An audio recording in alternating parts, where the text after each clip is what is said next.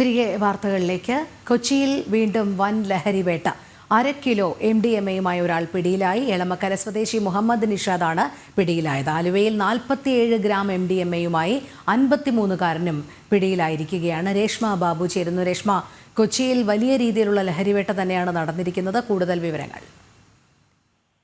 രോഹിണി, കൊച്ചിയിൽ ആണ് വൻ ലഹരിവേട്ട നടന്നിരിക്കുന്നത്. നേരത്തെ തന്നെ ലഹരിക്കെതിരായിട്ടുള്ള കർശന പരിശോധന പോലീസിന്റെ ഭാഗത്തു നിന്നും എക്സൈസിന്റെ ഭാഗത്തു നിന്നും തുടർന്ന് പോന്നിരുന്നു. അതിനിടയിൽ തന്നെയാണ് ഈ രാസലഹരി വിതരണക്കാരിൽ പ്രധാനിയായിട്ടുള്ള എളമക്കര സ്വദേശിയെ പോലീസ് പിടികൂടിയിട്ടുള്ളത്. 1/2 കിലോ MDMA ആണ് ഇയാളുടെ വീട്ടിൽ നിന്നും കണ്ടെടുത്തിട്ടുള്ളത്. ഇയാള് കൊച്ചിയിലെ വിവിധ ആളുകൾക്ക് ഈ രാസലഹരി വിതരണം ചെയ്യുന്ന വ്യക്തിയാണെന്നാണ് പോലീസിന്റെ നിഗമനം. ഇതുമായി ബന്ധപ്പെട്ട് ഇയാൾക്ക് ഈ രാസലഹരി എത്തിച്ചു നൽകുന്ന മറ്റ് കേന്ദ്രങ്ങൾ ഏതൊക്കെയാണ്, ഇതടക്കമുള്ള അന്വേഷണത്തിലേക്കാണ് പോലീസ് കടക്കുന്നത്.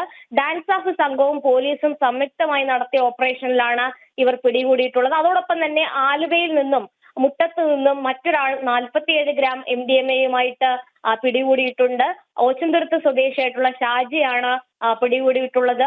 എന്തായാലും കർശനമായിട്ടുള്ള പരിശോധനകൾ ജില്ലയിലെ വിവിധ കേന്ദ്രങ്ങളിൽ നടക്കുന്നുണ്ട്. പ്രത്യേകിച്ച് നേരത്തെ തന്നെ ലഹരി കേസുകൾ രജിസ്റ്റർ ചെയ്യപ്പെട്ട കേന്ദ്രങ്ങൾ, അതോടൊപ്പം തന്നെ പ്രധാനമായിട്ടുമുള്ള ഈ ലഹരി ഇടത്താവളങ്ങൾ, ഇതടക്കമുള്ള ഇടങ്ങളിലാണ് അന്വേഷണം കാര്യക്ഷമമായിട്ട് മുന്നോട്ട് പോകുന്നത്. രഹസ്യ വിവരത്തിന്റെ അടിസ്ഥാനത്തിൽ തന്നെയാണ് കൊച്ചിയിലെ തന്നെ രാസലഹരി വിതരണക്കാരിൽ പ്രധാനിയായിട്ടുള്ള വ്യക്തിയെ നിലവിൽ പോലീസും അതോടൊപ്പം തന്നെ മറ്റ് ഉദ്യോഗസ്ഥരും ചേർന്ന് പിടികൂടിയിട്ടുള്ളത്.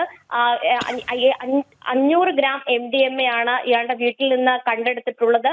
ഇയാൾക്ക് ഈ MDMA എത്തിച്ചു നൽകിയ വ്യക്തികൾ, അതോടൊപ്പം തന്നെ ഇത് എവിടേക്ക് കൊണ്ടുപോകാനായിട്ടാണ് ഉദ്ദേശിച്ചിരുന്നത്, ഇതടക്കമുള്ള കാര്യങ്ങളിലേക്കും പോലീസിന്റെ അന്വേഷണം പുരോഗമിക്കുകയാണ്. എളമക്കരയിൽ നിന്നുമാണ് 500 ഗ്രാം MDMA-യുമായിട്ട് മുഹമ്മദ് നിഷാദ് എന്ന് പറയുന്ന വ്യക്തി പിടികൂടിയിട്ടുള്ളത്. ഇയാള് മൊത്തത്തിൽ ജില്ലയിലെമ്പാടും ഈ രാസലഹരി വിതരണം ചെയ്തിരുന്നു എന്നുള്ള ഒരു നിഗമനത്തിലാണ് പോലീസ് ഉള്ളത്. രോഹിണി. ശരി, രേഷ്മ ബാബു ആണ് വിവരങ്ങൾ നൽകിയത്.